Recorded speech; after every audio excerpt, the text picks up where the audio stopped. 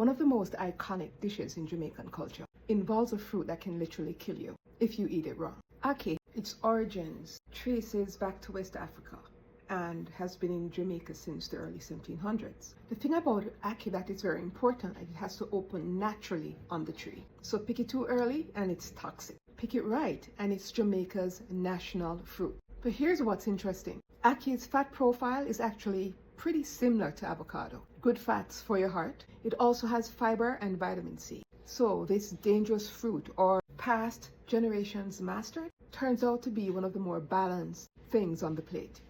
Stay with me though. Salt fish was preserved protein brought in during colonial times. And breadfruit, traditionally roasted whole, actually helps balance blood sugar. So on one plate, you've got protein, healthy fat, and slow release carbs. Nobody called it balanced macros back then. They just call it breakfast, lunch, or dinner. So a fruit that can kill you if you rush it, a fish preserved with no fridge, and a fruit roasted whole in fire. 3 ingredients, 1 plate, and centuries of people who knew exactly what they were doing.